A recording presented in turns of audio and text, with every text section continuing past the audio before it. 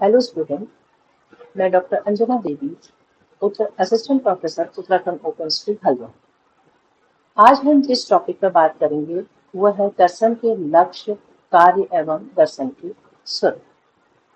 सबसे पहले हम दर्शन को समझने का प्रयास करेंगे कि दर्शन का शाब्दिक अर्थ क्या है। दर्शन अंग्रेजी भाषा के फिलॉसफी शब्द का रूपांतरण है, जो ग्रीक भाषा के दो शब्दों से मिलकर बना है, फिलॉस और सोफिया। ठीक है, फिलॉस का अर्थ है प्रेम अथवा अनुराग और सोफिया का अर्थ है ज्ञान अर्थात विजडम। ठीक है, अत्यंत साधारण शब्दों में अगर हम दर्शन का अर्थ समझें तो दर्शन वह है ज्ञान के प्रति अनुराग, यानी ज्ञान के प्रति प्रेम या अनुराग ही दर्शन है। प्लेटो ने अपनी पुस्तक रिपब्लिक में लिखा है, जो व्यक्ति ज्ञान प्राप्त करने तथा नई नई बातों को जानने में रुचि प्रकट करता है तथा जो कभी संतुष्ट ही नहीं होता है, उसे दार्शनिक कहा जाता है। यानी कि वो व्यक्ति दार्शनिक नहीं है जो तुरंत ही संतुष्ट हो जाता है, यानी कि संतुष्टि का जो स्तर है वो हमेशा आगे बढ़ता रहना चाहिए। उसे जानने की इच्छा, उसके मन में जानने की इच्छा हमेशा बनी रहनी चाहिए।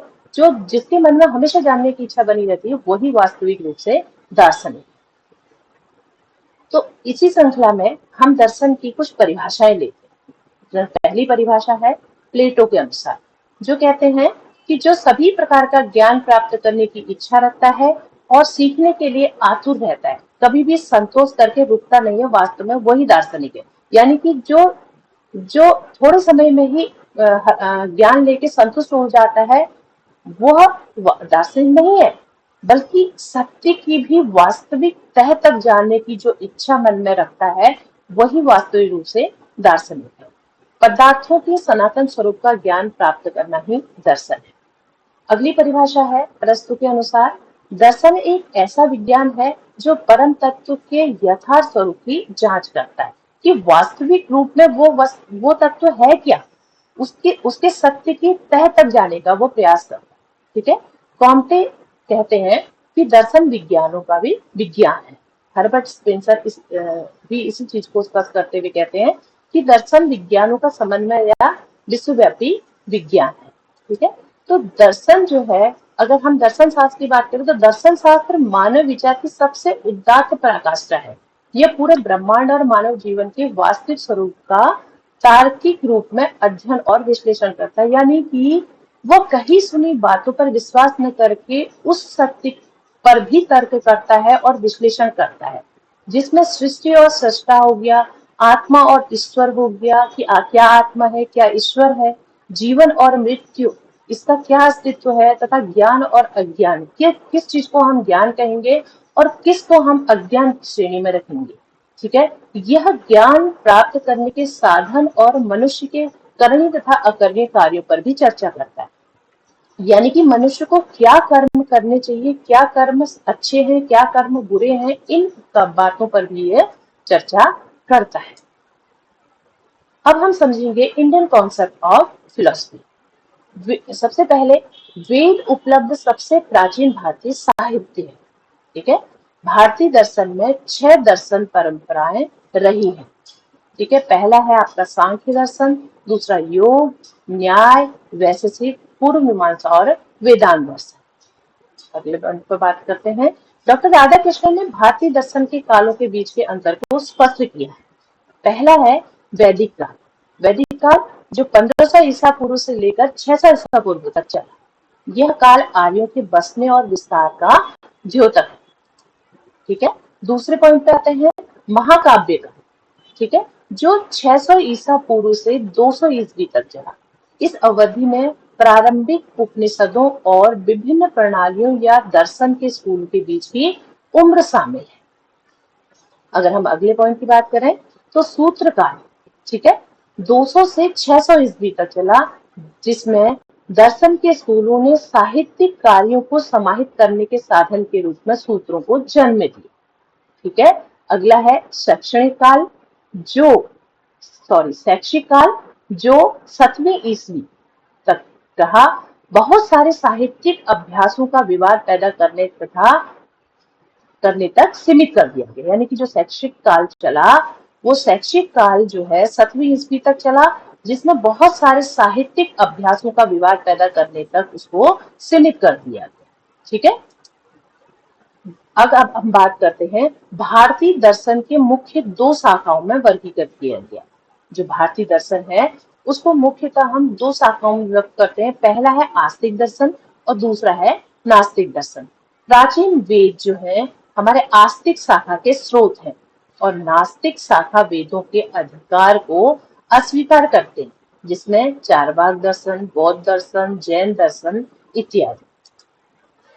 जो हमारा आस्तिक यानी कि सांप्रदायिक दर्शन है वो जो है वेदों की प्रामाणिकता को स्वीकार करते हैं। वो मानते हैं कि वेदों का अस्तित्व है जिन्हें सनातन धर्म कहा गया है।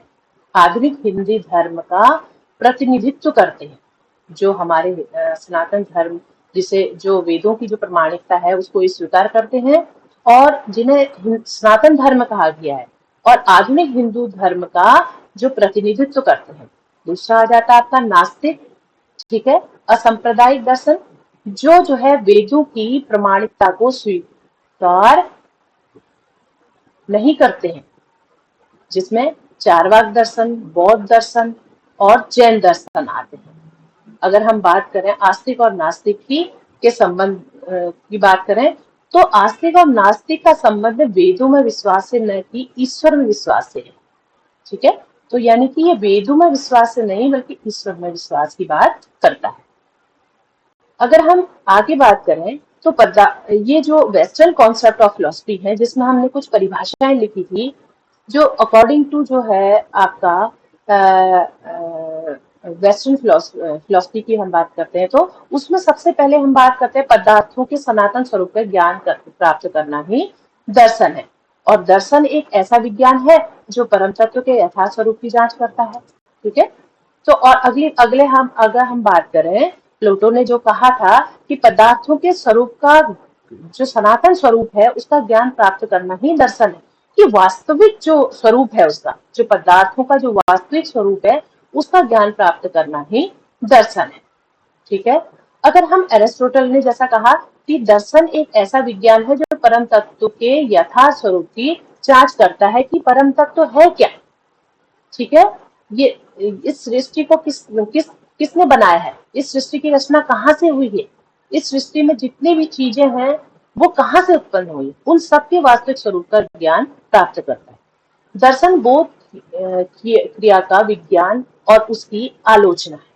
ठीक है, जो दर्शन है वो बोध क्रिया का विज्ञान है और उसकी आलोचना है कि क्या सही है इसमें से क्या गलत है। आगे हम बात करते हैं दर्शन ज्ञान का विज्ञान है। ठीक है, दर्शन विज्ञानों का भी विज्ञान है। ठीक है, अब हम बात करते हैं इसके सार की। तो अगर हम ये कहें कि दर्शन ज्ञान की वह शाखा है जिसमें ब्रह्मांड की परम सत्यता, मानव अस्तित्व की वास्तविक स्वरूप, सृष्टि और सृष्टिकर्ता, आत्मा और ईश्वर, ज्ञान और अज्ञान, ज्ञान प्राप्ति के साधन, मानव जीवन का अंतिम लक्ष्य तथा उसकी प्राप्ति के उपायों की तार्किक रूप से विचार किया जाता है। यानी कि दर्शन जो है ज्ञान की वह शाखा है जिसमें ब्रह्मांड की परम सत्यता अर्थात इस ब्रह्मांड को किसने बनाया है, ये ब्रह्मांड का अस्तित्व क्या है, उसमें मानव जो है उसका अस्तित्व क्या है, मानव वास्तव में मानव का अस्तित्व क्या है, उसका स्वरूप क्या है, सृष्टि और सृष्टिकर्ता, ये सृष्टि का निर्माण कहाँ से हुआ है तथा ये किसने किया है, आत्मा क्या है, उसका स्वरूप क्या है।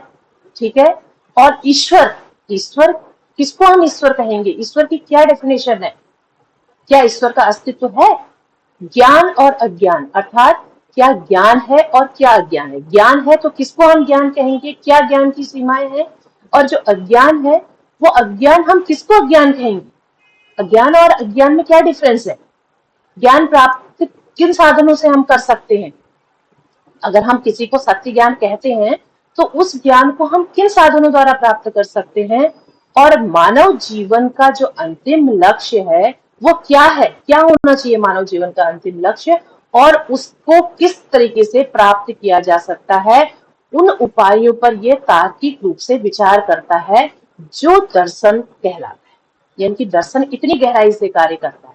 ठीक है, तो ये था आपका दर्शन, दर्शन का अर्थ, दर्शन की परिभाषा और दर्शन का वास्तविक दर्शन किसको कहेंगे? Thank you so much.